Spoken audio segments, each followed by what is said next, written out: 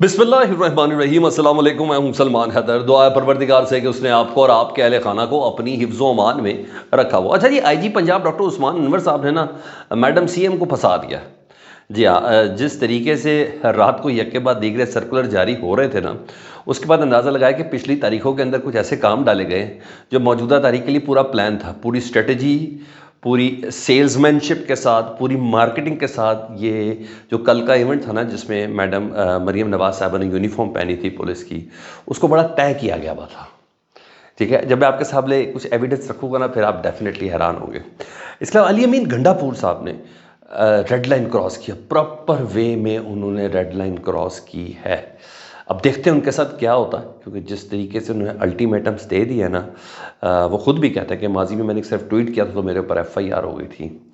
اور یہ کس طرف کے اشارے ہیں، کیونکہ ان کی ایک روز پہلے عمران خان صاحب سے ملاقات ہوئی تو وہ ہے خرم دستگیر اور رانا ثناء اللہ ورسز ہو گئے جی، وہ کچھ اور کہہ رہے ہیں، وہ کچھ اور کہہ رہے ہیں۔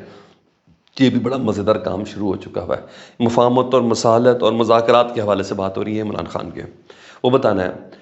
کل سے کالم سرکولیٹ ہو رہا ہے، اس کالم کو پڑھنے کے لیے ہی آدھا گھنٹہ چاہیے۔ اتنا مشکل کالم میں نے اپنی زندگی میں بہت کم دیکھا، لیکن جب اس کالم کے کرداروں کے اندر کریکٹرز فٹ کیے نا تو پتہ چلا کہ اسٹیبلشمنٹ کے اندر ہی دو کردار ایسے جن کے درمیان لڑائی چل رہی ہے۔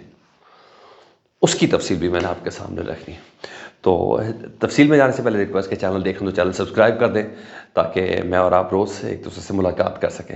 اچھا جی، سب سے پہلے وہ جو شور مچا ہوا تھا نا کہ آپ نے وردی بنا دی ہیں سی ایم کو اور رولز میں نہیں تھا، باقی رولز میں نہیں تھی، یہ بات ہے، یہ بڑی طے بات ہے۔ اور ایسا لگتا تھا کہ مارکیٹنگ اور اسٹریٹجی کے تحت یہ سارا کام ہوا اور پہلے سے یہ تمام اسٹریٹجی بنائی گئی تھی۔ پتہ یہ چلا ہے کہ پنجاب پولیس کے ڈریس ریگولیشن کوڈ کو نا آئی جی ڈاکٹر عثمان نے 30 جنوری 2024 کو ریویو کیا۔ 30 جنوری 2024 جب مریم نواز صاحبہ وزیر اعلیٰ نہیں بنی تھی، 8 فروری کو تو الیکشن ہوا تھا، لیکن ہاں آپ کو بہت اچھے سے یاد ہے کہ مریم نواز صاحبہ سے ملاقاتیں ان کی شروع ہو چکی ہوئی تھی جاتی عمرہ میں۔ ٹھیک ہے جی، اور ان کی بھی ملاقاتیں شروع ہو چکی تھی، محسن نقوی صاحب کی بھی ملاقاتیں شروع ہو گئی تھی، چیف سیکرٹری کی بھی ملاقاتیں شروع ہو گئی تھی، یہ سب کچھ ہو رہا تھا۔ اچھا جی، تو 30 جنوری 2024 کو انہوں نے کہا ہم نے اپڈیٹ کر دیا، تو ایک عدد وہ سرکولر جاری بھی ہوا اور ریگولیشن کا جو سگنیٹری ہے جی، جس کے مطابق یعنی اسی سال یہ ترمیم کی گئی تھی، اس سے پہلے نہیں تھا یہ رول نا کہ کوئی پولیس یونیفارم پہن لے، کہ اس ترمیم کے مطابق گورنر یا وزیر اعلیٰ خصوصی مواقع پر پولیس کی وردی پہن سکتے ہیں۔ اچھا، جنوری میں ترمیم کی گئی اور اس کے بعد کسی نے وردی پہنی بھی نہیں۔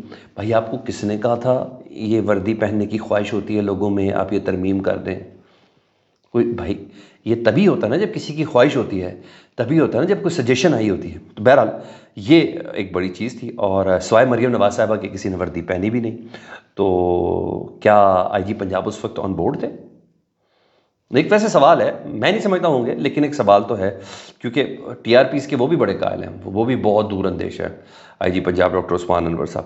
اور بہرحال یا تو کوئی پرانا آرڈر نکال کے اس کو فریش کر کے سامنے رکھا گیا ہے، نئے آرڈر کو پرانی تاریخ میں رکھا گیا ہے، بہرحال یہ سب چیزیں پروون نہیں ہیں، تو لیکن بہرحال یہ ہے، بہرحال معاملے کو اب کور تو کر لیا گیا۔ ہاں، پولیس چیف آئی جی صاحب نے یہ ضرور کہا ہے کہ اس یونیفارم سے پنجاب پولیس کے مورال میں بڑی بلندی آئی ہے، بہت خوش ہیں پنجاب پولیس۔ انہوں نے کہا ایسے ہنڈریڈز آف میسیج مجھے ملے ہیں جس میں بہت خوش ہیں کہ میڈم چیف منسٹر نے پنجاب پولیس کی یونیفارم پہنی ہے، اور پنجاب پولیس کی جو فیمیل اہلکار ہیں، جو خواتین اہلکار ہیں، وہ بہت زیادہ خوش ہیں اس کے اوپر۔ تو بس ٹھیک ہے، جب سب خوش ہیں تو پھر کیا کرنا۔ میں نے آپ کو بتایا کہ پابندی اگر تھی یا نہیں تھی، اس کے باوجود فلمی اور ڈراموں کے کرداروں میں کہ آئی جی صاحب سے پوچھ کے یونیفارم پہنتے ہیں۔ جب کردار ادا کیا جا رہا ہو تو پھر آپ کوئی بھی یونیفارم پہن سکتے، اس کو کردار کی حد تک ہی لیں۔ ٹھیک ہے، بہرحال آئی جی صاحب نے سرکولر جاری کر کے یہ تشریحات دے کے نا میڈم سی ایم کو نا پھر ایک آکورڈ پوزیشن پہ لے آئے، مجھے تو بس یہی لگتا۔ دوسرا، علی امین گنڈا پور صاحب نے بڑا ہیوی محاذ کھول دیا، اور کوئی شک نہیں ان کا محاذ اتنی آسانی سے میری بھی سمجھ میں نہیں آ رہا، لیکن بہرحال بڑی بولڈ پوزیشن لی ہے۔ وہ کہتے ہیں اگر ہمارا حق ہمیں ملنا چاہیے، اگر ہمیں ہمارا حق نہیں ملا تو ہم یہ حق چھین لیں گے اور ہم زبردستی لے لیں گے یہ حق، اور ہم اس کے لیے اسلام آباد بھی آئیں گے، اور اسلام آباد کی حکومت ختم کر کے اسلام آباد پر قبضہ کرنا ہو تو ہم وہ بھی کر لیں گے۔ سر یہ سخت جملے ہیں نا، اور عمران خان کو بھی چھڑوائیں گے۔ انہوں نے کہا میں جس صوبے کا وزیر اعلیٰ ہوں، وہ ہے کے پی کے، ٹھیک ہے. تو انہوں نے یہ بات بولی اور انہوں نے کہا ماضی میں نے ایک ٹویٹ کی تھی کہ اسلام آباد آئیں گے اور میرے پر ایف آئی آر کٹ کی تھی. اب میں کہتا ہوں کہ ہاں میم ایف آئی آر کٹی، اب میں کہتا ہوں کہ ہم اسلام آباد پہ قبضہ کریں گے اگر چند روز میں مناسب فیصلے نہیں ہوئے. ایک تو ان کی بڑی بولڈ پوزیشن، دوسرے مناسب فیصلے سے مراد کہیں نہ کہیں تھوڑا اندازہ ہے کہ کوئی چیزیں ہونے کے قریب بھی ہیں. تو دیکھیں بہت حساس بات کی انہوں نے، بہت حساس بات کی ہے. کل عمران خان صاحب سے ملاقات بھی ہوئی ہے اور پچھلے 2 دنوں سے ان کی پوزیشن بہت ڈیفرنٹ ہے. 2 دنوں سے علی امین گنڈا پور کے مزاج میں بڑی تبدیلی ہے، بہت زیادہ تبدیلی ہے. تو ریکشن آ رہا ہے، ان کو بغاوت کے زمرے میں لے کے آ رہے ہیں. یہ سب چیزیں آ رہی ہے کہ انہوں نے بڑی غلط بات کہہ دی ہے اور ان کو ذرا سبق سکھایا جائے، اس طرح کی چیزیں چل رہی ہیں. لیکن انہوں نے یہ بھی کہا ہے یہ 9 مئی کیا ہے. علی امین گنڈا پور کہتے ہیں، انہوں نے کہا یہ 9 مئی کیا ہے، یہ 9 مئی کیسے ہوا، کس نے کروایا. اگر میں نے منہ کھول دیا تو میں بتاتا چلوں کہ میں 9 مئی سے پہلے والا ہوں.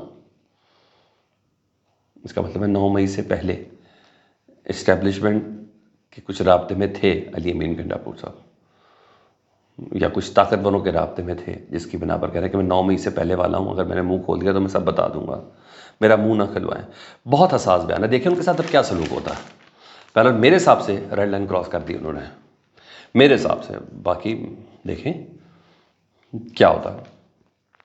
ادھر ڈائلاگ کی بات میں نون لیگ کی بھی آرا بالکل مختلف ہے، گفتگو بالکل مختلف سامنے آ رہی ہے. خرم دستگیر صاحب کہتے ہیں کہ عمران خان کے ساتھ ٹیبل پر بیٹھنے کے لیے کچھ بھی نہیں ہے، ہم ان کے ساتھ ٹیبل پر نہیں بیٹھیں گے.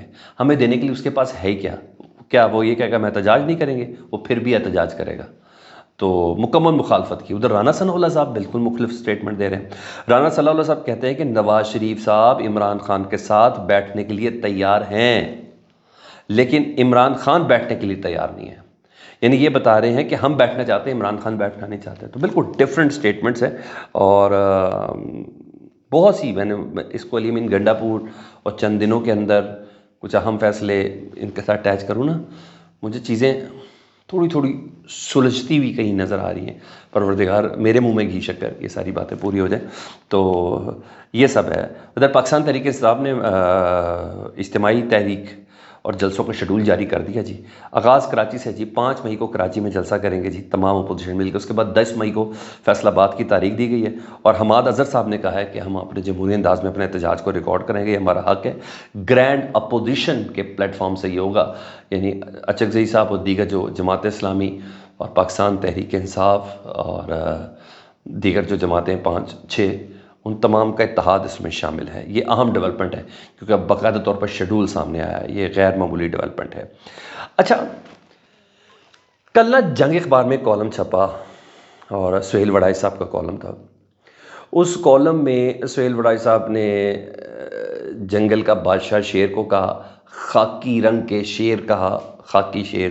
تو میں سمجھ گیا کہ اسٹیبلشمنٹ سے مراد وہ لے رہے تھے، جنگل کا بادشاہ ان کو لے رہے تھے. بڑا سوچ کے میں نے سارے کریکٹرز کو پلیس کیا اور پھر لومبڑ کا بھی ذکر آیا، پھر کچھ اور جانوروں کا بھی ذکر آیا.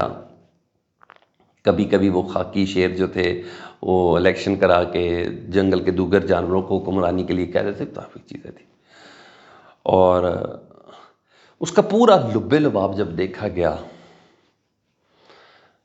تو سہیل وڑائی صاحب کی گفتگو کا لب لباب یہ ہے کہ اسٹیبلشمنٹ میں ہی 2 بڑے افسران ہیں اور ان کے درمیان موجودہ حالات کو لے کے، عمران خان کو لے کے کوئی اختلاف ہے. وہ اختلاف پہلے صحیح ہوگا تو عمران خان صاحب سے کوئی مذاکرات یا کوئی بات ہو سکے گی. ٹھیک ہے. ایک تو وہ جن کے متعلق عمران خان صاحب بہت کہتے رہے، نام لے لے کے کہتے رہے، ایک شاید ان کے باس ہے. ان دونوں سے متعلق جتنی میری انڈرسٹینڈنگ ہے. تو وہ کالم بھی پڑھے اور مجھے کمنٹ سیکشن میں ضرور بتائیے گا. اپنا بہت خیال رکھیں. اللہم صلی علی محمد و آل محمد.